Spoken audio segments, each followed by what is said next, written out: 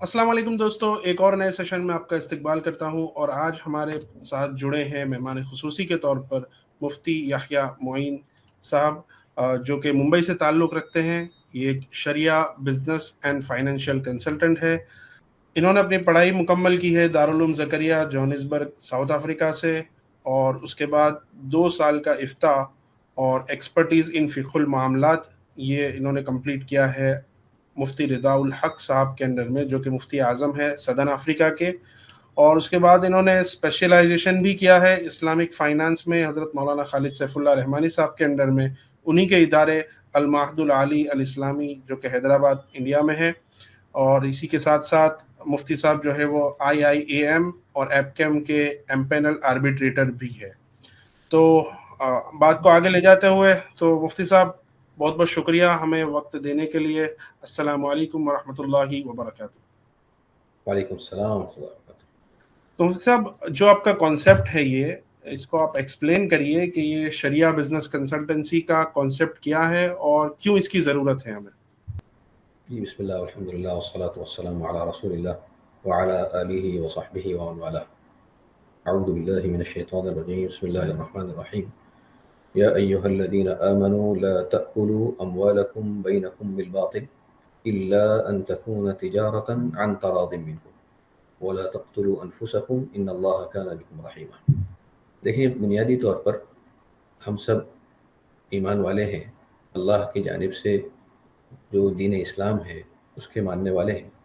तो एक हर एक के ऊपर जो ज़रूरी हमारे लिए है वो, या हमारी शनाख्त है, वो बंदगी है, या हम उसको अबूदियत कहते हैं। सबसे पहली शनाख्त हमारी ये है कि हम अल्लाह के बंदे हैं। और ये हमारे लिए ही नहीं, बल्कि जो इंसानियत में जो सबसे ऊँचे लोग हैं, जिनको अंबिया अलैहिमुस्सलाम की जमात कहा जाता है, अंबिया अलैहिमुस्सलाम की जमाअत के लिए भी अल्लाह की बंदगी या अल्लाह का बंदा होना, ये उनके लिए बहुत ज़्यादा शरफ का हक़। तो इस सिलसिले में खाली हम इसको वाज़ेह करें कि बंदगी क्या चीज़। बंदगी, इसको हम कहते हैं टोटल सबमिशन, यानी मुकम्मल तौर पर अल्लाह ताला के और अल्लाह के अहकामात के ताबे हो जाए, मुकम्मल ताबेदारी, इताअत शारी, फरमा बरदारी। यही रूह है ईमान की और इस्लाम, और यही शान है एक ईमान वाले की और एक मुसलमान। और जो दीन इस्लाम है उसमें जो हमारे को हुक्म है उदखुलू फिस्सिल्म काफ़ा, कि पूरे के पूरे दीन में दाखिल हो जाओ, कि इसी में कामयाबी मुज़मर है।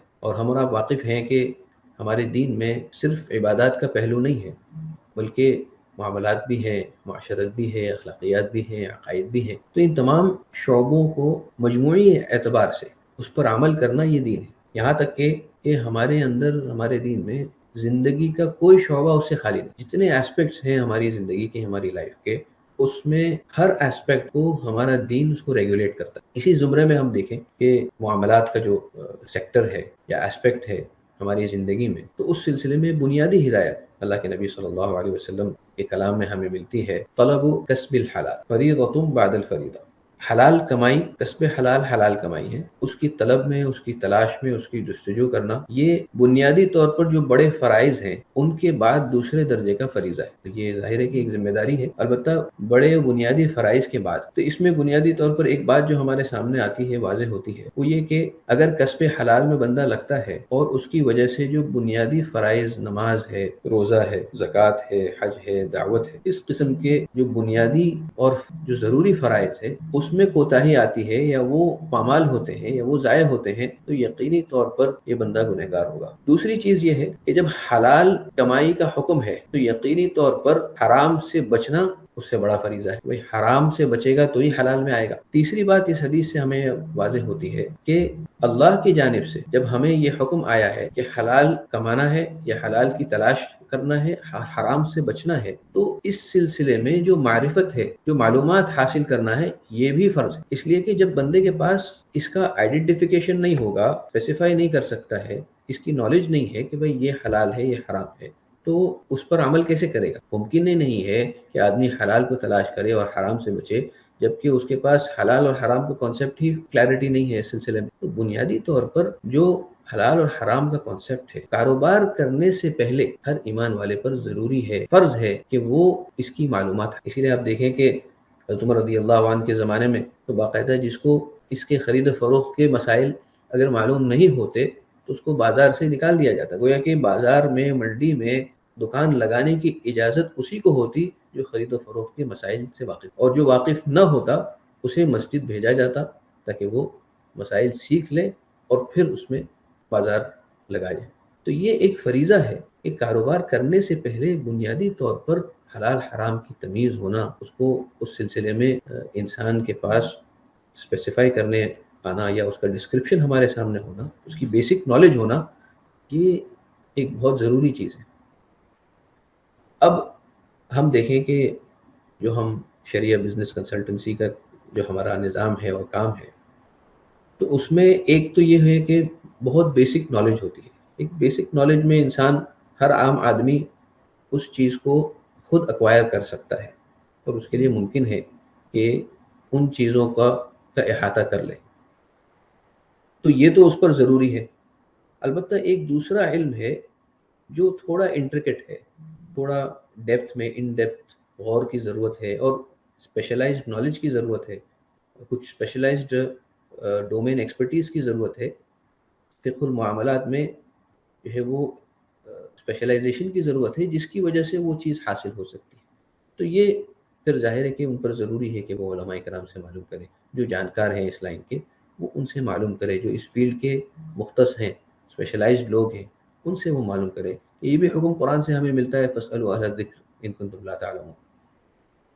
تو اسی زمرے میں یہ ہمارا اسلامک فائنینشیل کنسلٹنسی کا جو نظام ہے، اور اس کو سامنے رکھتے ہوئے اگر ہم دیکھیں کہ جو کرنٹ سیناریو ہے، جو کرنٹ سیناریو ہمارے پاس ہے جو بزنس کا، اس میں ہم دیکھتے ہیں کہ چونکہ جو شریعہ پرنسپلز ہیں اور جو قرآنی اور احادیث کی جو ہدایات ہیں اس پر چونکہ لوگ عمل پیرا نہیں ہو رہے ہیں اور کسی لحاظ سے اس کو فالو نہیں کیا جا رہا ہے، تو لوگ بہت بڑے نقصانات میں اپنے آپ کو مبتلا پا رہے ہیں، بہت پریشان ہو رہے ہیں اور پتہ ہی نہیں کہ وہ کیا اس کی وجہ ہے۔ حالانکہ بیسک وجہ یہی ہے کہ انہوں نے شرعی احکامات کو عمل کیا ہوا ہے۔ آپ دیکھیں، غور کریں کہ آج مارکیٹ کے اندر ایک بہت بڑا طبقہ وہ ہے جو ان بنیادی طور پر جو شرعی اصول ہے، سود ہے جس کو ہم ربا کہتے ہیں، قمار ہے، رشوت ہے، یا اس طرح کی جو غرر ہے، بنیادی طور پر جو میجر ایلیمنٹس ہیں شریعت کے اندر جس کو شریعت نے ممنوع قرار دیا ہے، اس سلسلے میں بھی وہ کوئی واقفیت نہیں ہے۔ اور جب واقفیت نہ ہو اور ناواقفیت رہتی ہے تو ناواقفیت کی وجہ سے نادانستہ طور پر بھی آدمی اس میں مبتلا ہو جاتا ہے۔ اب ایک بہت بڑا طبقہ وہ ہے جو سود کے لین دین میں ہے، غرر کے اندر مبتلا ہے، رشوت کے اندر ہے۔ تو جب یہ سب چیزوں میں ہوتا ہے تو یقینی طور پر اس پر جو وبال کا ترتب ہے، اللہ کے غضب کا جو ترتب ہے، آدمی اس کی وجہ سے تنگیوں میں ہے، پریشانیوں میں ہے، مصائب ہے، آلام ہے، ہر طرح سے جو ہے وہ پریشانیاں ہیں۔ تو یہ پریشانیوں کا جو سامنا کیا جا رہا ہے وہ اپنے ہی اعمال کی وجہ سے۔ تو ایک تو یہ ہے کہ اگر واقفیت آئے گی، نالج آئے گی، اگنورنس ہٹے گا، تو بنیادی طور پر اس پر جو بنیادی غلطیاں ہیں، جو بنیادی طور پر محرم چیزیں ہیں، اس سے جو ہے وہ دوری آئے گی۔ دوسرا ہم دیکھتے ہیں کہ ایک بہت بڑا ایشو جو ہمارے بزنس مین کے اندر جو نان ٹرانسپیرنسی کا ہے، آپس میں ایمبیگوٹی ہے، جہالت ہے، اختلافات کا باعث بنتے ہیں یہ سب چیزیں۔ میوچلی کوئی چیز صحیح طور پر طے نہیں ہو رہی، آپس میں کوئی کمیونیکیشن صحیح نہیں ہے، اوپن کمیونیکیشن نہیں ہو رہا ہے، اور اس کی وجہ سے اختلافات، اور ان اختلافات سے پھر دلوں کے اندر رنجشیں، اور گویا کہ دل میں کینہ۔ ظاہر ہے کہ یہ شریعت کے اندر بہت قبیح باتیں، اس کی وجہ سے رشتہ داریاں بھی خراب ہو رہی ہیں۔ اور آپ دیکھیں کہ اگر کسی جگہ پہ کوئی بزنس ہے، اس کے پارٹنرز میں اس طرح کا مسئلہ ہے، یا فاؤنڈرز میں کوئی اس طرح کا ایشو ہے، تو وہ بزنس اور وہ جو اینٹیٹی ہے وہ ترقی نہیں کر سکتا، اس میں گروتھ آ ہی نہیں سکتا، لیکن مشکل سے وہ سروائیو ہوگا۔ بلکہ یہاں تک کہ اسٹیٹسٹکس ہمارے پاس ہیں کہ ایک جنریشن تک ممکن ہے کہ کچھ سروائیول ہو جائے، دوسرے اور تیسرے جنریشن میں تو بالکل ہی جو ہے وہ میجورٹی آف دا بزنسز ختم ہو جاتے ہیں، صرف اسی وجہ سے کہ آپس میں کوئی کمیونیکیشن نہیں رہا۔ تو یہ بزنسز کا ٹھپ ہو جانا، یا کبھی آپس میں جو ڈسپیوٹ ہے وہ اتنی بری شکل اختیار کر لیتا ہے کہ لٹیگیشن میں چلے جاتے ہیں، اور بہت سارا کروڑوں روپیہ جو ہے وہ کورٹ کے چکروں میں چلے جاتا ہے، اتنے فائنینشیل ریسورسز ختم ہو رہے ہیں، آپس میں جو ٹائم ہے، ریسورسز ہے، کیپیبلٹیز ہے، وہ ضائع ہو رہی ہیں، وہ سب اپنی جگہ پر۔ یہ سب صرف اس وجہ سے ہو رہا ہے کہ جو شرعی طور پر اس سلسلے میں اصول ہے اس کے اوپر عمل نہیں۔ اچھا، اسی کی وجہ سے پھر مینٹل ہیلتھ ایشوز، آدمی جو ہے اسٹریس لیولز بڑھ جاتے ہیں، ڈپریشن اینزائٹی لیولز بڑھ رہے ہیں، ڈپریشن میں بندہ جا رہا ہے۔ کہیں نہ کہیں ہم دیکھیں تو وہیں پر جو شرعی اصولوں کے ساتھ جو ہم نے کھلواڑ کیا ہے، اس کی وجہ سے یہ سب جو ہے وہ ہم بھگت۔ تو ہمارا بنیادی طور پر یہ نظام ہے کہ کس طریقے سے ہم لوگوں کو گائیڈ کریں کہ بزنس کے اندر، ہر شعبے کے اندر، بزنس کے جتنے شعبے ہیں ان تمام شعبوں میں کس طریقے سے شرعیہ اصولوں کے مطابق، شرعیہ کمپلائنٹ طریقے پر کاروبار ہو، تاکہ دنیاوی لحاظ سے بھی جو مسائل ہیں اور جو ایشوز ہیں، اور اخروی لحاظ سے جو مسائل ہیں، اس سے جو ہے وہ ہم بچ سکیں۔ تو مفتی صاحب، آپ کی بات کا خلاصہ یہ ہے کہ ایک مسلمان کا فریضہ ہے کہ وہ اپنے زندگی کے ہر شعبے میں جو ہے وہ دین کو اپنائے اور اپنی زندگی دین کے مطابق گزارے، جیسا کہ آپ نے کہا قرآن کی آیت کے حوالے سے کہ دین میں پورے داخل ہو جاؤ۔ تو اس میں فیملی بزنس کے تعلق سے آپ نے کہا کہ بھئی لوگ پریشان رہتے ہیں اور فیملی میں جھگڑے بھی ہوتے ہیں، پارٹنرشپ میں مسائل ہوتے ہیں، وراثت کے تعلق سے مسائل ہو سکتے ہیں، تو بہت سارے مسائل فائنانس کے سے ریلیٹڈ آ سکتے ہیں، لوگوں کے سامنے پیش ہو سکتے ہیں۔ تو آپ نے ابھی تو یہ بتایا کہ بھئی کنسلٹنسی میں آپ اس کے لیے پرووائڈ کرتے ہیں اور اس کی کیوں ضرورت ہے۔ اب ہم آتے ہیں سلیوشن کی طرف کہ آپ کے پاس آپ کی کنسلٹنسی کے ذریعے یا کہہ لیجئے شریعت کے ذریعے آپ کے پاس ان پرابلمز کی، جو پرابلمز آتے ہیں وہ کیا ہے، اس کی کچھ مثالیں بھی ہو جائے اور اس کے کیا سلیوشنز آپ کے پاس ہے وہ بھی ہو جائے۔ جی دیکھیں، جو ہم نے ابھی سلیوشن کے لحاظ سے جو بتایا، تو وہ سلیوشن جو ہم ابھی پرووائڈ کر رہے ہیں، اور جو ہم ہر ایمان والا جو کاروبار کر رہا ہے وہ اس کا مکلف ہے کہ وہ ایک ایسا بزنس چلائے کہ جو ہولسٹکلی شریعہ کمپلائنٹ ہو۔ یعنی جتنے کاروبار کے اندر اسپیکٹس ہیں، ان تمام اسپیکٹس میں ان کی جتنی ایکٹیویٹیز ہیں، کوئی بھی ایکٹیویٹی شریعت کے خلاف ہو، شریعت کے اصولوں سے متصادم نہ ہو۔ یہی تعلیمات ہے شریعت کی، اور اسی کے ہم مکلف ہیں۔ اسی لیے ہم دیکھیں، جو ہم نے عبودیت کی بات کی کہ ہم بندگی میں ٹوٹل سبمیشن کے ہم قائل ہیں، اور یہی ہمارا شیوا ہے، بلکہ یہی ہماری شان ہے۔ تو ایک طبقہ وہ بھی ہے جو یہ بات سمجھتا ہے کہ، یا ان کی ذہن میں یہ بات آتی ہے کہ کرنٹ مارکیٹ کے اندر جو شریعت کی اصول ہے اس کے مطابق بزنس کرنا یا اس کو اپلائی کرنا پریکٹیکل نہیں ہے۔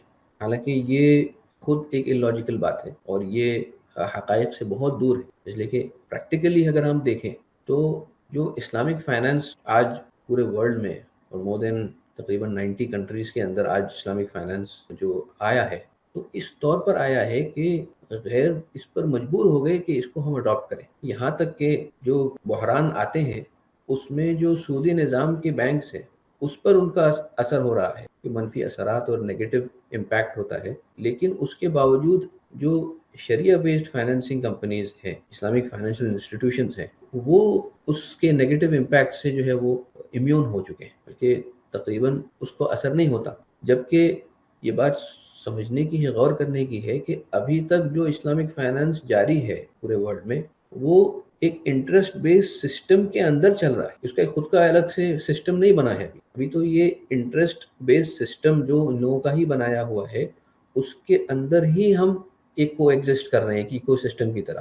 اور اس وقت بھی، اس کے باوجود بھی اللہ کے فضل سے اس کو اتنی امیونٹی آئی ہے۔ تو آپ غور کریں کہ جب مکمل طور پر اس کا اگر نیو سسٹم ہوگا تو انشاءاللہ کسی لحاظ سے جو ہے وہ، ہر لحاظ سے ہم کہہ سکتے ہیں کہ یعنی ترقی اور گروتھ ہی ہمارے سامنے ہوگا انشاءاللہ۔ اکنامک گروتھ ہو، چاہے وہ پرسنل لیول پہ ہو، وہ کلیکٹیو لیول پہ، سوسائٹی لیول پہ ہو، نیشنل لیول پہ ہو، گلوبل لیول پہ ہو، انٹرنیشنل لیول پہ ہو، یہ سب کے سب جو ہے وہ اسی سے ممکن ہو سکتا ہے۔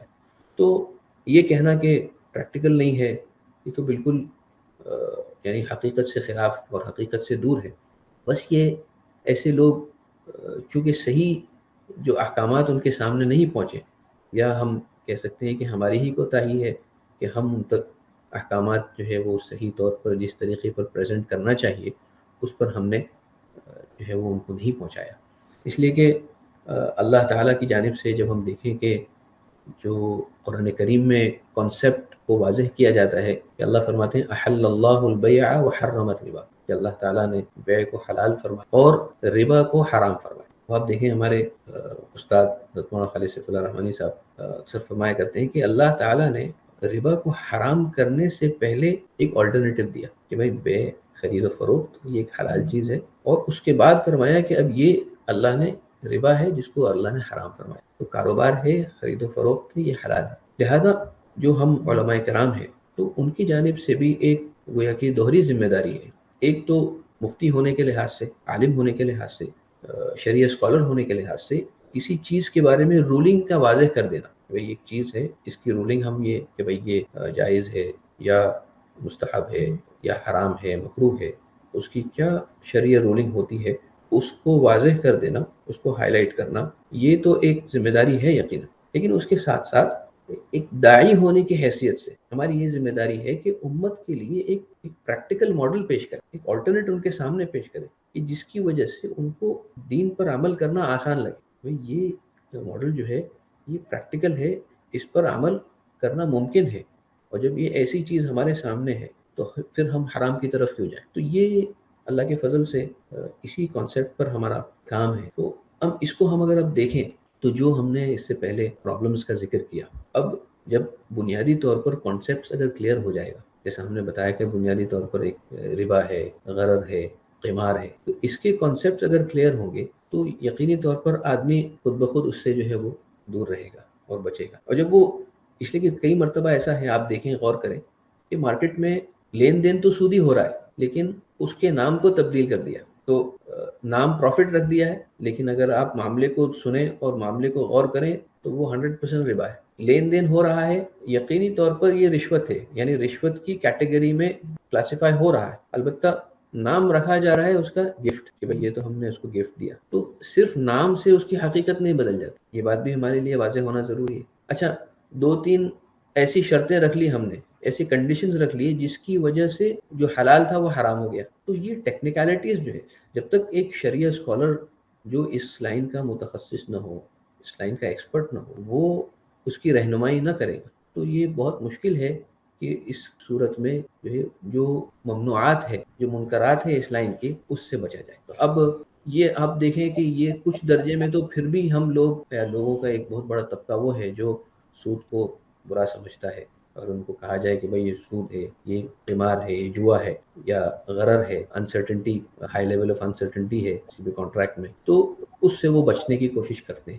البتہ ایک دوسرا پہلو ہے جس سے بہت دیندار لوگ کہیے یا ایسے لوگ جو عام طور پر ہمارے مسلمان ہیں، عام طور پر حرام سے بچنے کی پوری کوشش کرتے ہیں، وہ ٹرانزیکشنز میں ایمبیگوٹی کو دور نہیں کرتے، جہالت کو دور نہیں کرتے، جس کو ہم کہہ سکتے ہیں نان ٹرانسپیرنسی. حالانکہ اگر دیکھا جائے تو جس طریقے سے سود حرام ہے اسی طریقے سے یہ بھی ممنوع ہے، اور اس پر عمل نہ کرنے کی وجہ سے اتنے زیادہ ریپرکشنز ہوتے ہیں کہ دنیاوی لحاظ سے آدمی اس سے زیادہ پریشان ہو جاتا ہے. جی میں یہی چاہ رہا تھا کہ اسی طرف جیسا ابھی آپ نے کہا کہ فیملی بزنس بھی ہمارے یہاں دوسری تیسری جنریشن تک نہیں جا پاتے، تو یہ کیا آپ کا کچھ، آپ نے کہا ہمارا سروے بھی ہے، اور دوسرا یہ کہ پارٹنرز میں ٹرانسپیرنسی نہیں رہتی، اور اسی طرح بہت ساری چیزیں ہیں. تو وہی میں انہی کیسز کی طرف آپ کو لے جانا چاہتا ہوں کہ ایسی کچھ آپ بتائیے کہ کیا وجہ بنتی ہے فیملی بزنس کے ڈاؤن فال کی طرف جانے کی اور پارٹنرز میں جھگڑے ہونے کی. کون سے شریعت کے اصول ہے جو انہوں نے چھوڑے اور جس کی وجہ سے یہ مسئلہ پیش آتا ہے، اور وہی میں اسی طرف جانا چاہتا دیکھیے بنیادی طور پر اگر کوئی بزنس جب شروع ہوتا ہے ہوں. تو بہت ساری چیزیں ایسی ہیں جس کی تعیین کرنا ضروری ہے. اب سب سے پہلے تو انویسٹمنٹ ہے. بھئی انویسٹمنٹ کون کتنا انویسٹمنٹ کرے گا، جتنے بھی فاؤنڈرز ہیں یا ڈائریکٹرز ہیں ان کے رولز کیا ہوں گے، ان کا کام کیا ہوگا، کون سا ڈپارٹمنٹ، ان کی کیا ذمہ داریاں ہوں گی، رسپانسبلٹیز کیا ہوں گی، اس کی کلیئرٹی نہیں ہوتی. ہوں.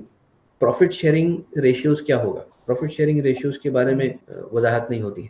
جو جتنا چاہتا ہے، جس طریقے سے ضرورت محسوس کرتا ہے وہ اتنا جو ہے وہ اس میں سے ڈرائنگز میں سے لے لیتا ہے. انٹری اور ایگزٹ اسٹریٹجی نہیں ہوتی. اب کوئی نیا پارٹنر بزنس میں آ رہا ہے تو اس سلسلے میں کوئی کلیئرٹی نہیں ہے.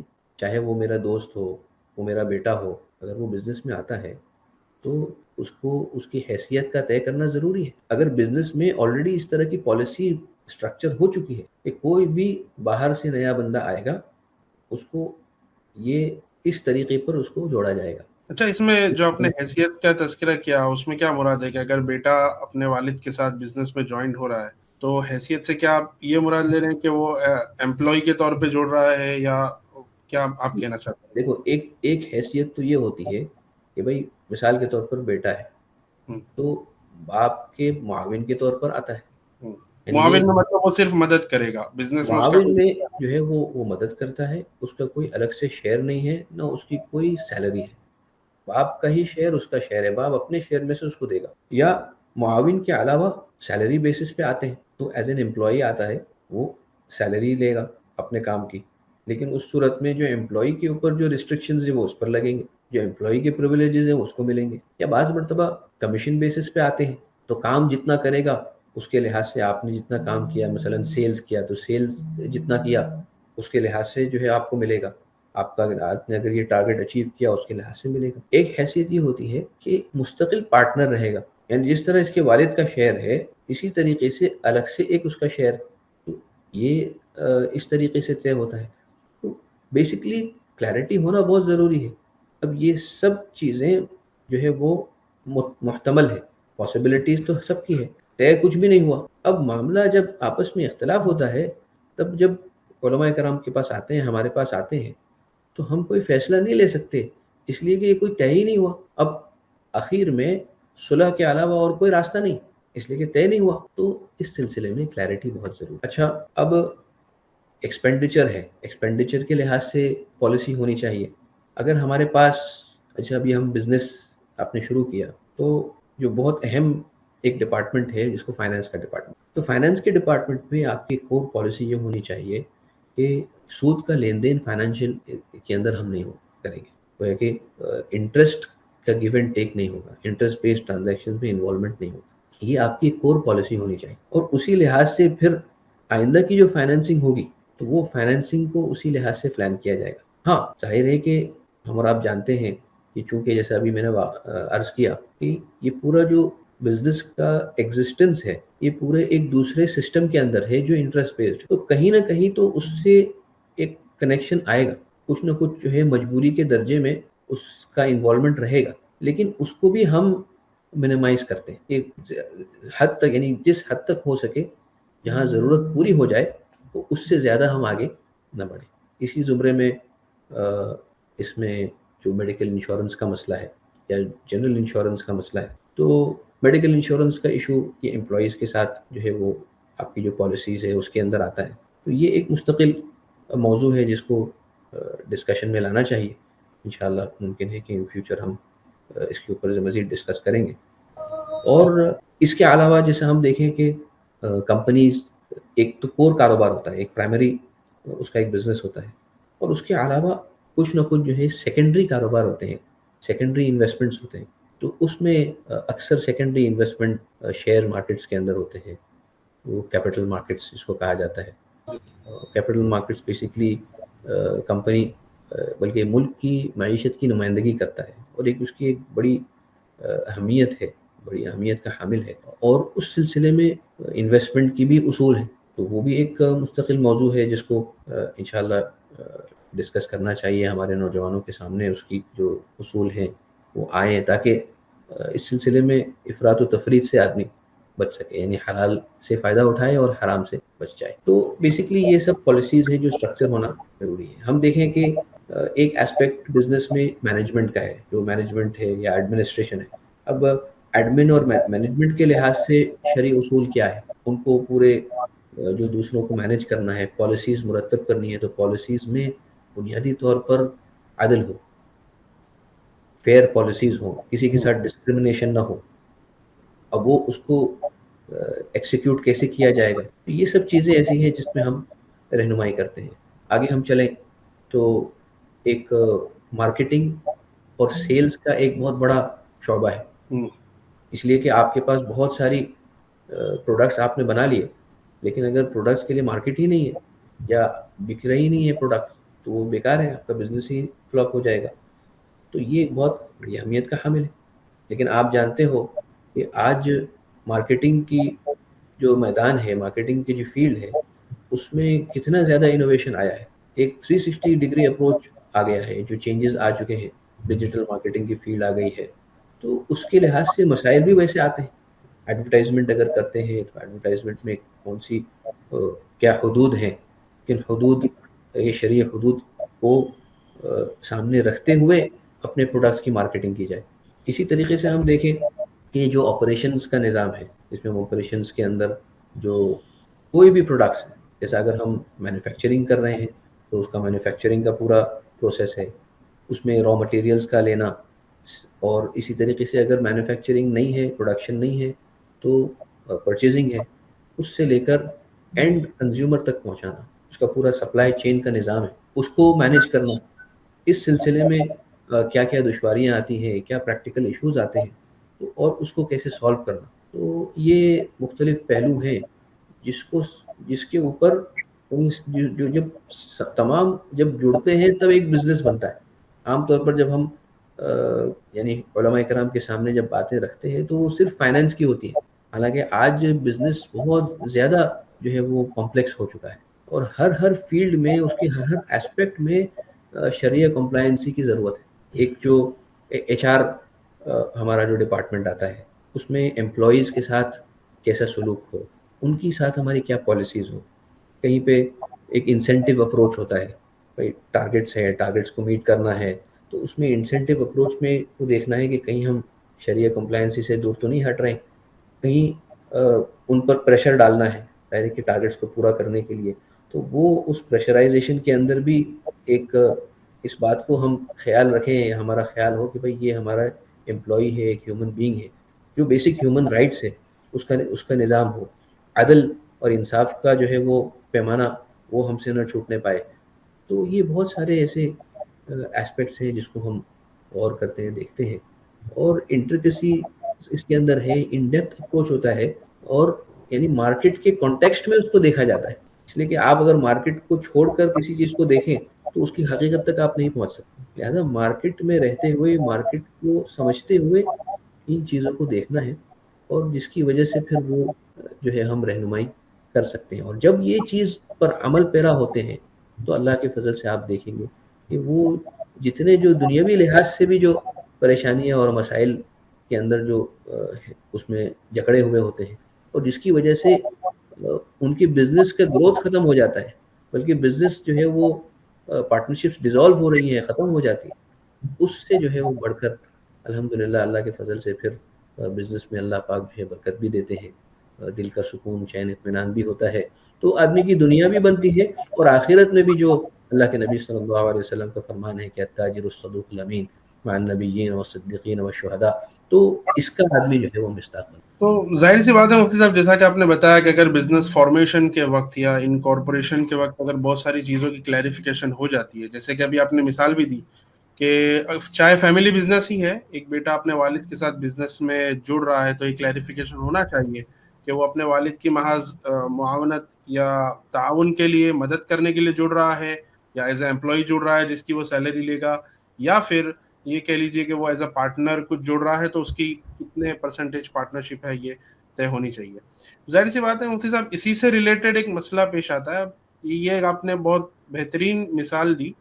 ہمارے یہاں مفتی صاحب ہیں، مفتی علی صاحب کر کے، جو کہ یہاں ہمارے یہاں ایک دارالفتہ میں بھی بیٹھتے ہیں. ان کے ساتھ میرا مذاکرہ کسی اور مسئلے میں چل رہا تھا. اسی دوران انہوں نے کہا کہ بھائی عام طور پہ دارالفتہ میں جو سوالات آتے ہیں وہ یہ 3-4 طرح کے سوال ہی ہوتے ہیں، جس میں سے ایک بہت اہم مسئلہ ہوتا ہے میراث کا، کہ بھائی بھائی جو ہے وہ اپنی بہن کا حصہ اکثر جو ہے وہ دینا نہیں چاہتا، یا ان کی دینے کی منشا نہیں ہوتی، یا کسی بہانے ہیلے کر کے وہ، ظاہر سی بات ہے جو اس پہ شریعت کا ورڈکٹ ہے وہ تو فائنل ہے کہ بھائی دینا تو پڑے گا ہی. تو اس کے پیچھے جب ہم ریزننگ دیکھتے ہیں تو ان لوگوں کے ذہنوں میں یہی چل رہا ہوتا ہے کہ بھائی میں 20 سال سے اپنے والد صاحب کا ساتھ دے رہا ہوں بزنس میں، اور چونکہ اس بزنس میں میرا بھی ایک حصہ ہے، تو میں پورے بزنس سے اپنی بہن کو حصہ کیوں دوں.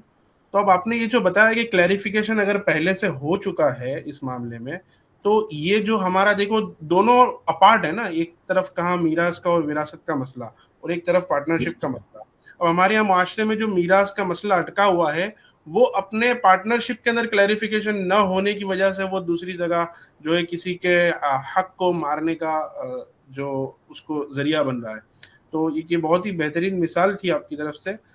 اسی طرح بہت سارے ہمارے یہاں پارٹنرشپ، یہ تو فیملی کی پارٹنرشپ کی بات ہے، جب باہر ہم کسی کے ساتھ پارٹنرشپ کریں گے جو کہ ہمارے فیملی کا بندہ نہیں ہے، تو ظاہر ہے کہ کتنی حد درجہ کلیریفیکیشن کی اس میں ضرورت ہے. اور وہی آپ نے ایک مثال اور بھی دی کہ بھائی ہمارے یہاں فیوچر جنریشنز میں بزنس، سکسیسفل بزنس کیوں پاس آن نہیں ہو پاتے، کیوں ڈاؤن فال کی طرف جاتے ہیں. تو بہت ہی بہترین ہے. آپ یہ سارے، اچھا اس کا سلیوشن آپ کیسے پرووائڈ کرتے ہیں؟ یعنی کوئی بندہ اپنی کمپنی کے فارمیشن کے وقت آپ سے کانٹیکٹ کرتا ہے، آپ اس کی آڈٹ کرتے ہیں، یا کوئی رننگ بزنس ہے اس کی آپ آڈٹ کرتے ہیں، آپ کے سلیوشن کا پروسیس کیا ہے؟ یا میں دوسرے الفاظ میں کہوں کہ آپ کا اپروچ کیا ہے شریعہ بزنس اور فائنانس ایڈوائزری کی طرف؟ دیکھیں، اس سلسلے میں پہلے اپروچ سے پہلے ایک بات کا اضافہ کرنا چاہتا ہوں جی کہ جیسے آپ نے بتایا کہ مالی لحاظ سے، مالی اعتبار سے جو ذمہ داریاں ہیں شریعت کی جانب سے، چاہے وہ عبادت کے قبیل سے ہوں، اب وہ اس میں کوتاہی کا ذریعہ جو بنتا ہے وہ معاملات میں عدم صفائی. اب آپ نے جو جیسے ہم نے پہلے زکوٰۃ کی بات، اس کی بات کی، وراثت کی بات کی، بالکل اسی طریقے سے زکوٰۃ بھی اسی کے اوپر ہے. اس لیے کہ زکوٰۃ بھی ملکیت پر ہی ہے، وراثت بھی ملکیت پر ہی ہے. جب ملکیت ہی کلیئرٹی نہیں ہے، ملکیت میں ملکیت ہی اسپیسیفائڈ نہیں ہے، تو زکوٰۃ کی بھی ادائیگی میں کمزوری آئے گی اور وراثت کی ادائیگی میں بھی کمزوری آئے گی.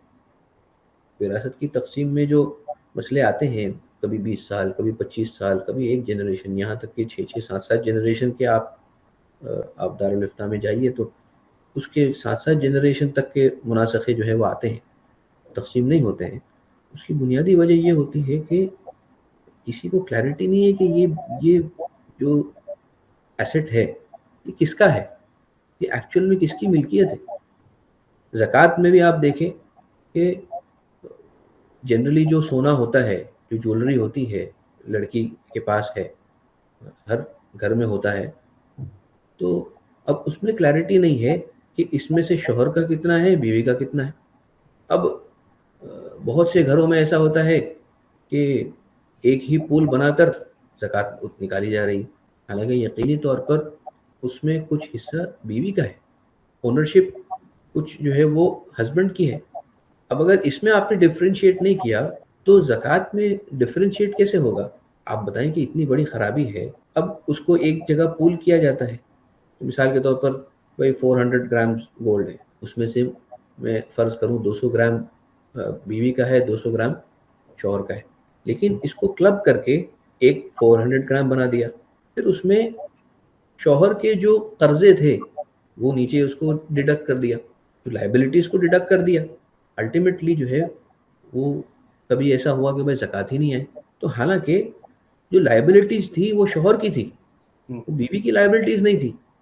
کیلکولیشن میں دونوں کو کلب کرنے کی وجہ سے زکوٰۃ نہیں آئی. اس کا صحیح طریقہ یہ تھا کہ زکوٰۃ جو بیوی کا جو جولری ہے اس کو الگ کر کے اور اس کو الگ سے حساب کرتے تو وہ 200 گرام گولڈ پر یقیناً زکوٰۃ آتی. تو اس طریقے سے جو ملکیت میں کلیئرٹی نہ ہونے کی وجہ سے یہ اس طرح کے مسائل آتے ہیں. پھر اس میں یہ بھی ہوتا ہے کہ والدین نے بچوں کو دے دیا کہ بھائی ہم نے تو، ہمارے نہیں ہے تو بچوں کے. اب بچوں کو دینے میں خالی خواہش ظاہر کر دینا یا ارادہ رکھنا یہ ملکیت کے ٹرانسفر کے لیے کافی نہیں ہے. اس کا پورا جو ہبہ کی جو جتنے شرائط ہیں اس کو پورا کرنا ضروری ہے کہ تبھی وہ بچوں کی اونرشپ میں، یعنی والدین کی اونرشپ سے بچوں کی اونرشپ میں ٹرانسفر ہوں. تو یہ بنیادی طور پر جو بات ہے، اور یہیں سے جب کلیئرٹی نہیں آتی تو آگے چل کر پھر جو فکسڈ ایسٹس ہیں، ریئل اسٹیٹ ہے، اس میں بھی یہی مسائل آ جاتے ہیں. تو یہ سب پورا گویا کہ مالی جتنی بھی ذمہ داریاں ہیں وہ اس سے ریلیٹڈ ہے.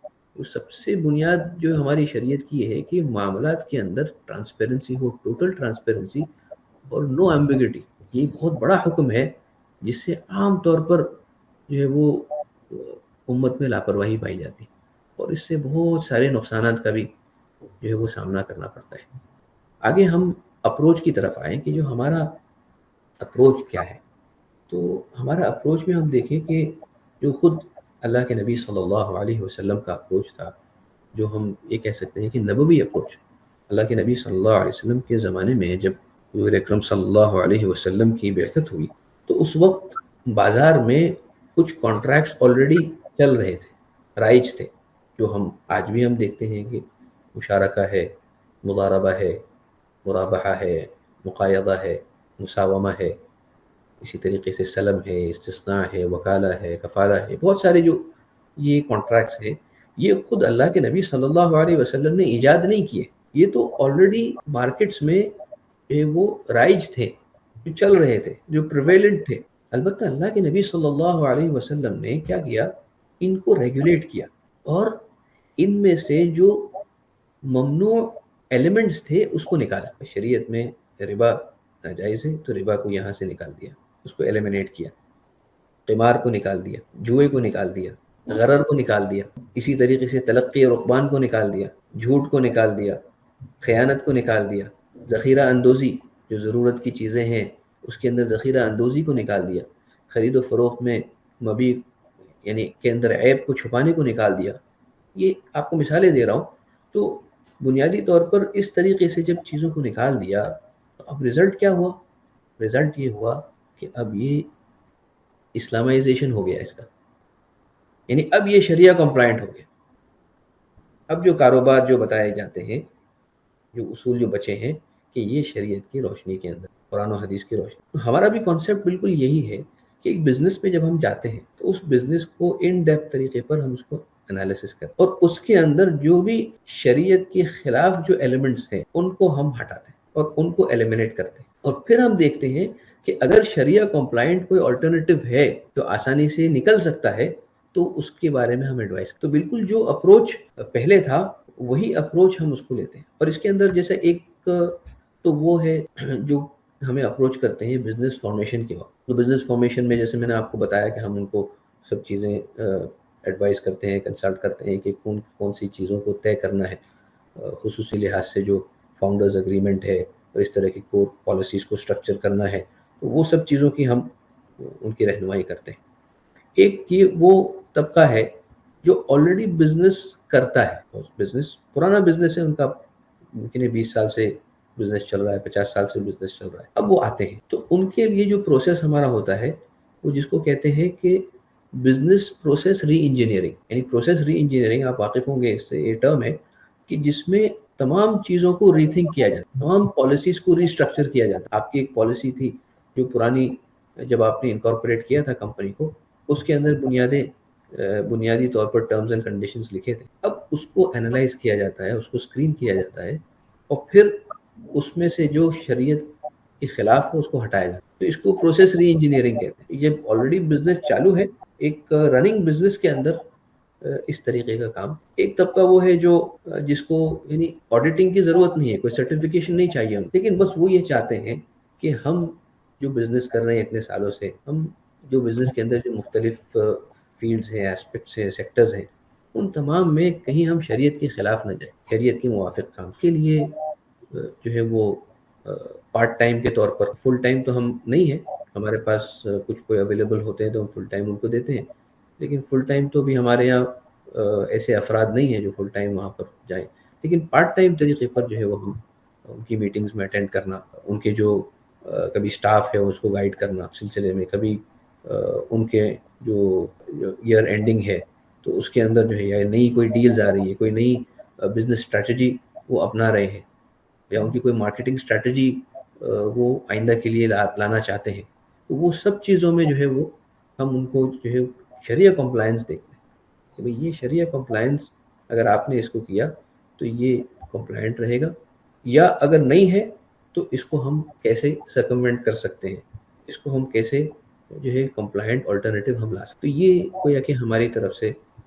رہنمائی ہوتی ہے۔ اس کے علاوہ ہم جو کرنٹ سیناریو کے اندر جو چیلنجز فیس کرتے ہیں ہمارے بزنس مین، ہمارے انٹرپرنرز، تو اس کے لیے جو خصوصی لحاظ سے ہم کوشش یہ کرتے ہیں کہ کسی بھی مسئلے میں جو سسٹم ہے، دیکھو جس سسٹم میں معاملات چل رہے ہیں اس سسٹم کو بھی ہم سمجھیں کہ سسٹم کے اندر یہ چیز کیا ہے. اس لیے کہ جب سسٹم میں جو ہم کہہ سکتے ہیں جو financial system, Indian financial system ہے، اس کو آپ سمجھے بغیر اس مسئلے کی حقیقت تک آپ نہیں پہنچ سکتے. اچھا، اس کے لیے ایک تو یہ ہے کہ بھائی اگر کوئی آئیڈیل یہ ہے کہ کسی کو ایک جو کنٹمپرری کوئی ڈگری ہے اس سے جو ہے وہ فائدہ اٹھا لے، اور اس سے زیادہ اہم یہ ہے کہ جو اسٹیک ہولڈرز ہیں، بزنس مین ہیں، انویسٹمنٹ بینکرز ہیں، جو سی ایز ہے، اکاؤنٹنٹس ہیں، ٹیکسیشن کے جو نظام دیکھتے ہیں، کمرشل لائرز ہیں، تو ان تمام لوگوں سے مستقل ڈائلاگ کی ضرورت پڑتی، ڈسکشنز ہوتے رہتے ہیں، برین اسٹارمنگ کی ضرورت ہے، جس سے وہ جو سچویشن فیس کر رہے ہیں وہ ہمارے سامنے آئے، اور جو کانٹیکسٹ، جو مسئلہ جس کے بارے میں ہمیں رولنگ دینا ہے وہ مکمل طور پر کما حق ہو، اس کی وضاحت ہمارے ذہنوں میں ہو جائے. اس لیے کہ آپ دیکھیں گے کہ فقہا کا ایک متفقہ اصول ہے، مسلمہ اصول ہے، الحکم علی الشیء فرع عن تصوره. کسی بھی چیز پر حکم، اس کی رولنگ، یہ اس کے آپ کے ذہن میں کانسیپٹ جو بنا ہے یا آپ کے ذہن میں اس کا جو پکچر ہے اس کے تابع ہے. یعنی دیٹ حکم، that ruling is based on that conceptualization of that issue in your mind. اب آپ کے مائنڈ میں اگر انکمپلیٹ پکچر ہے تو ظاہر ہے کہ یہ رولنگ ایکوریٹ نہیں ہو سکتی. رولنگ کے ایکوریٹ ہونے کے لیے ضروری ہے کہ ایک ایشو کمپلیٹ ملٹی ڈائمینشنل طور پر وہ آپ کے ذہن میں آئے. مثال کے طور پر ایک ایشو ہے، اس کے 4 یا 5 ڈائمینشنز ہے، 4 یا 5 مختلف اینگلز ہیں، تمام اینگلز سے آپ کے پاس وہ اس کی باتیں آنی چاہیے، تبھی ایک کمپلیٹ پکچر آپ کے ذہن میں آئے گا. اور اسی کی روشنی میں جب آپ اس پر غور کریں گے اور اس پر ایک حکم لگائیں گے، تب آپ کہہ سکتے ہو کہ بھئی یہ حکم اور یہ رولنگ انشاءاللہ ول بی مور ایکوریٹ، بجائے یہ کہ اگر آپ کے پاس ایک انکمپلیٹ کانسیپٹ آپ کے ذہن میں ہے تو آپ جو ہے وہ ایکوریسی پر نہیں پہنچ سکتے. اور یہ اتنا بڑا چیلنج آج کے دور میں اس وجہ سے ہے کہ ہم پرانے زمانے میں دیکھیں کہ بزنس بہت سمپل تھا. آج the entire ball game has changed. Business has become very complex. اور اتنے چھوٹی چھوٹی چیز کے اندر اسپیشلائزیشن، اور اسپیشلائزیشن کا دور ہے صرف بزنس میں ہی نہیں، آپ دوسری ہر جتنی فیلڈ ہے اس میں دیکھ لیں. ایک زمانہ تھا کہ ایک جنرل ڈاکٹر ہی سب کچھ کرتا تھا، آج وہ اسپیشلائزڈ ہو گیا ہے. بچوں کا الگ اسپیشلسٹ ہے، آئز کا الگ اسپیشلسٹ ہے، بلکہ آج تو اس سے بھی آگے بڑھ گیا ہے معاملہ کہ ہمارے کچھ احباب یو ایس وغیرہ میں ہیں تو ان کا کہنا ہے کہ ہمارے یہاں پر آئی اسپیشلسٹ کو کوئی نہیں دکھاتا، بلکہ یہ ہوتا ہے کہ آنکھ کی بنیادی طور پر 10 بڑی بڑی بیماریاں ہیں، تو آنکھ کی ہر بیماری کا ایک الگ اسپیشلسٹ ہے. تو آئی اسپیشلسٹ بھی ابھی زمانہ اس کا بھی چلے گیا. تو اسپیشلائزیشن کا دور ہے. تو اس دور میں یہ کہ پرانے طریقے پر جو بزنس ہو رہا تھا وہ آج یقینی طور پر نہیں ہو رہا ہے. ایک مارکیٹ کا ایک عرف ہوا کرتا تھا، ایک جس کو ہم کہتے ہیں نارم، ایک ٹریڈیشن، ایک طریقہ کار جس کو اس مارکیٹ کے تجار یا بزنس مین فالو کرتے ہیں. آج ایسا ہو گیا ہے کہ ایک ہی مارکیٹ میں ایک بزنس کا نام الگ ہو گیا. آپ غور کریں، آج ہم ممبئی کے اندر ہیں، ایک طرف ریئل اسٹیٹ کا بزنس ہے، دوسری طرف گولڈ کا بزنس. اب دونوں میں زمین آسمان کا فرق ہے، یعنی کسی لحاظ سے بھی کمپیریزن نہیں ہو سکتا. اس کا عرف الگ ہے، اس کے نارمز الگ ہے، اس کے نارمز الگ ہے، یہاں تک کہ شرعی لحاظ سے رولنگ بھی الگ ہے. حکومت کی جانب سے انڈسٹری اسپیسیفک رولنگ بھی آ گئے ہیں، جو ریگولیشنز آتے ہیں بھائی گولڈ کی سوق میں یا گولڈ کی مارکیٹ کے یہ قوانین ہوں گے، ریئل اسٹیٹ کے یہ قوانین. حکومت نے بھی قوانین کو تبدیل کیا ہے، تو یہ ہم کیسے کہہ سکتے ہیں کہ عرف نہیں بدلا ہے؟ اور بہت سارے احکامات جو ہے وہ عرف پر اس کا مدار ہے. اچھا اسی طریقے سے آپ ایک تیسرا بزنس جو حج عمرہ ٹور ہے، ٹور اینڈ ٹریولز کا بزنس ہے، یہ پورا ایک دوسرا ٹینجنٹ ہے، پورا مختلف ہے. یہاں پر آپ آج کل آم کا موسم آیا ہے، ہمارے یہاں پر جو الفنسو مینگوز آتے ہیں، تو آم کے باغات یہ ایک پورا مستقل الگ بزنس ہے. تو کوئی ایسا بزنس نہیں ہے کہ جس میں آپ ایک کو دوسرے پر قیاس کر لیں، یا ایک کا جو نارم ہے، ایک کا عرف ہے، وہ دوسرے پر اس کو لاگو کر دیں. تو جب اتنا ایکسٹینسو مارکیٹ ہو گیا ہے، تو ہم اگر اس کے اندر رہ کر اس کو بغیر سمجھے ہم اس کو رولنگ کیسے دے سکتے ہیں؟ کسی ایک ریئل اسٹیٹ کے مسئلے کا ایشو ہے اگر، تو وہی ایشو وہی سولوشن ہم گولڈ کے مسائل میں یا گولڈ کی مارکیٹ میں ہم کیسے دے سکتے ہیں؟ یہ تو ظاہر ہے کہ شریعت بھی اس کی قائل نہیں ہے.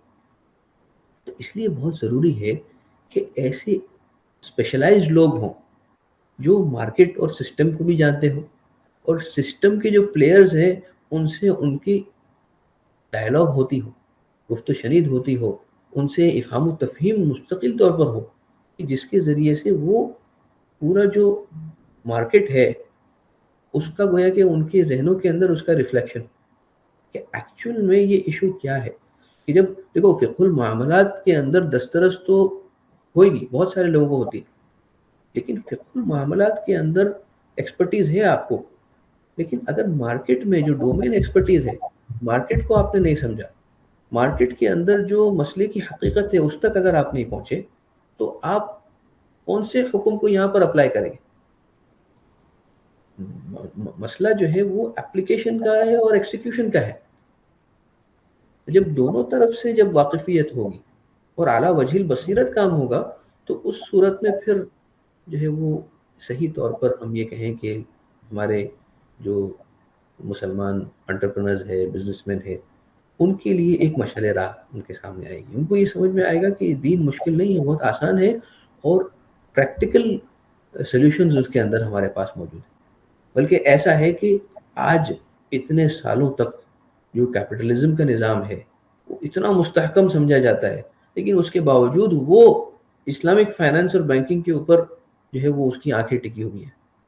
وہ اس میں پیسے کمانے کے لیے، چاہے وہ جو بھی ان کا مقصد ہو، وہ اس مقصد سے جو ہے اس کی طرف آ رہے ہیں کہ یہ اکانومی کی جو اسٹیبلائز کرتا ہے، وہ یہاں پر اسٹیبلٹی ہمیں نہیں ملتی.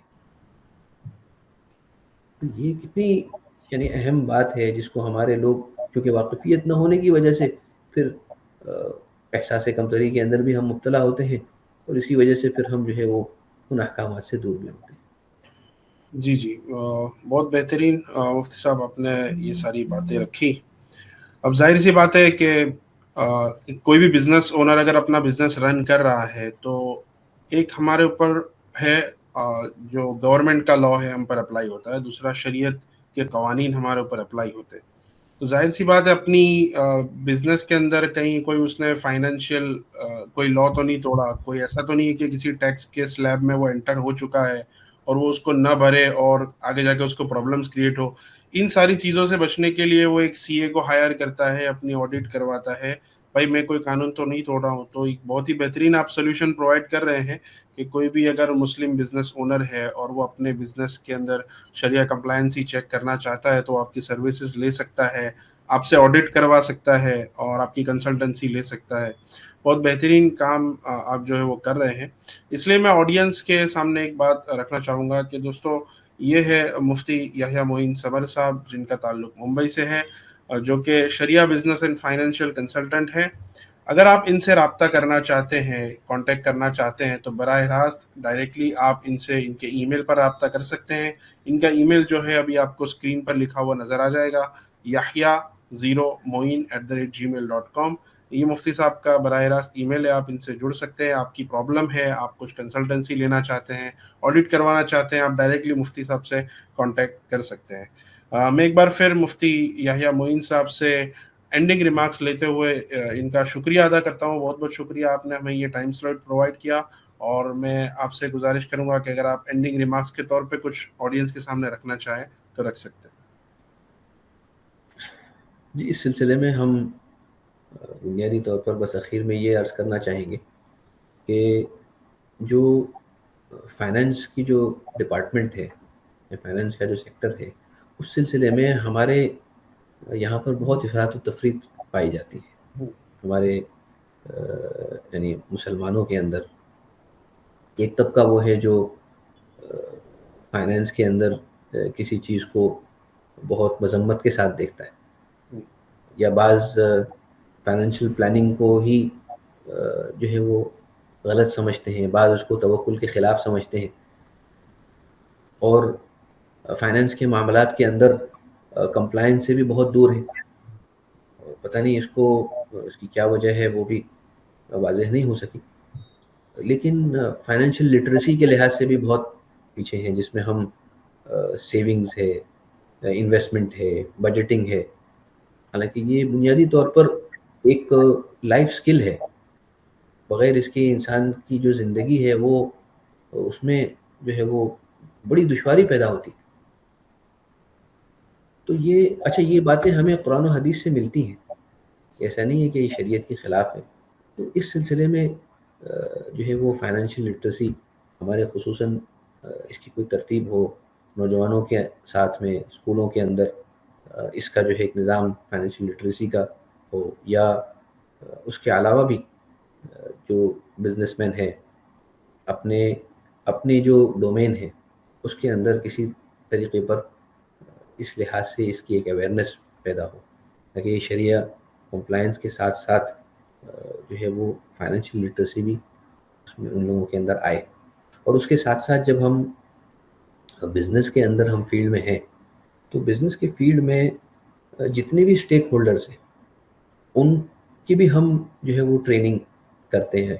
تو ہم چاہتے ہیں, جیسا کچھ تو بزنس اونرز ہیں, ایک طبقہ وہ ہے جو امپلائیز کا ہے, ایک طبقہ وہ ہے جو ڈائریکٹرز کا ہوتا ہے, جو مینیجرز کا ہوتا ہے, پھر ایک طبقہ وہ ہے اس میں جو ٹیکس کنسلٹنٹس کا ہے, پھر ایک لیگل کمپلائنس جو دیکھتا ہے وہ ہے.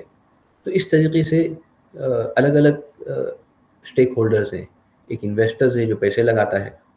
تو یہ سب کے لیے شرعی ہدایات ہیں, تو ان کے لیے الگ الگ جو ہے وہ جہاں ہم سے رابطہ کیا جاتا ہے, تو ان لوگوں کے لیے جو کیا کیا شرعی لحاظ سے جو رہنمائیاں ہیں وہ ان کے سامنے جو ہے وہ ہم لوگوں کو بتاتے ہیں. اور سب سے اہم بات آج کے زمانے میں یہ ہے کہ خصوصاً نوجوانوں کے اندر ہمیں انٹرپرینرشپ اور بزنس کو فروغ دینے کے پروگرامز کرنے چاہیے. لوگوں کو اس میں ہمت دلانی چاہیے, نوجوانوں کو, اور اس میں انکریج کرنا چاہیے, آگے بڑھانا چاہیے کہ شریعہ کمپلائنٹ اور حلال بزنس کے اندر آویں. جیسے کہ بزنس ایک بہت اہم چیز ہے جو کسی قوم کی ایک اجتماعی ضرورت ہے. ہم یہ نہیں کر سکتے کہ بھائی پورے طور پر ایک پوری کمیونٹی, ہماری پوری کمیونٹی بزنس سے الگ ہو جائے.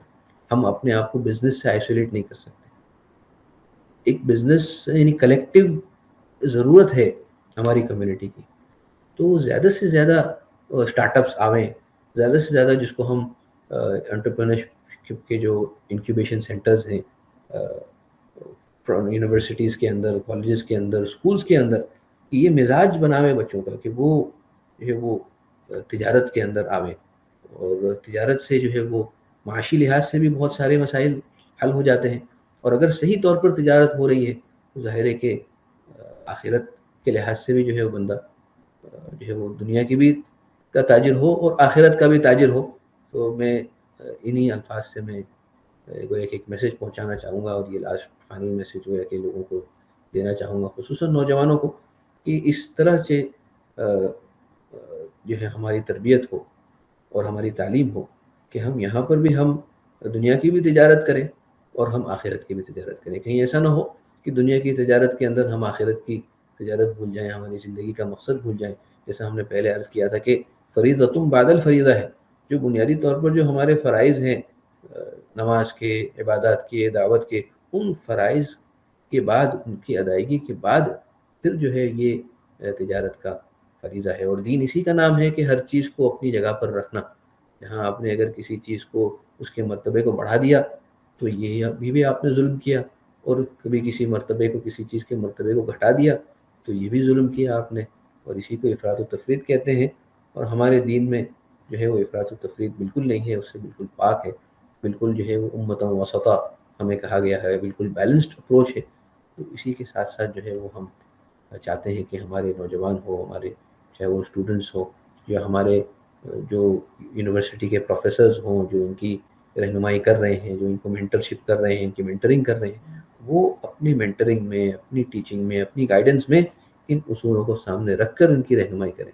تو انشاءاللہ آگے چل کر ہم یہ سمجھتے ہیں کہ فیوچر جو ہے وہ انشاءاللہ بہت برائٹ رہے گا، اس لیے کہ ہمارے جو نیو نسل ہے، نیو جنریشن ہے، وہ بہت ماشاءاللہ صلاحیت کے حامل ہے۔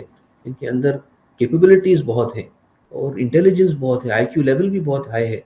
اور آج ڈیجیٹل ایج ہے، انفارمیشن ایج ہے، انفارمیشن کی کمی نہیں ہے، بس تھوڑے سے گائیڈنس کی ضرورت ہے، جو انشاءاللہ ہم اور آپ کی ضرورت ہے کہ ہم اس کو کریں۔ جو ٹیچرز ہیں، جو پروفیسرز ہیں، جو اس لائن کے لوگ ہیں، وہ اس کو کریں گے انشاءاللہ، تو اللہ تعالیٰ ہمارے لیے بھی جو ہے وہ ہمیں کامیاب کرے گا، اور ہمارے لیے ذخیرہ آخرت بنائے گا انشاءاللہ۔ ماشاء اللہ، بہت شکریہ مفتی صاحب ہمیں یہ وقت دینے کے لیے۔ اور ظاہر سی بات ہے، چونکہ فائنانس ایک بہت ہی ضروری ٹاپک ہے، اور ہمارے پاس بھی اس طرح کے تقاضے آتے رہتے ہیں الگ الگ مسائل کو لے کر، فار ایگزامپل اسٹاک مارکیٹ سے ریلیٹڈ مسائل، یہ وہ۔ تو انشاءاللہ ضرور ہم پوری کوشش کریں گے کہ دوبارہ پھر آپ کو ہماری چینل کے لیے زحمت دیں، اور ہم کسی ایک مخصوص ٹاپک پر، جیسا کہ آپ نے دوران گفتگو بھی تذکرہ کیا کہ کچھ مسائل پر تفصیل سے بات ہونی چاہیے، تو انشاءاللہ تب بھی آپ کو زحمت دیں گے۔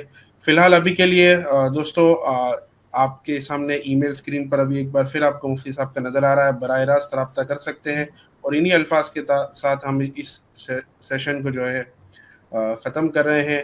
اگلی بار پھر ملاقات ہوگی کسی اور نئے سیشن میں۔ جزاک اللہ، السلام علیکم۔ السلام علیکم۔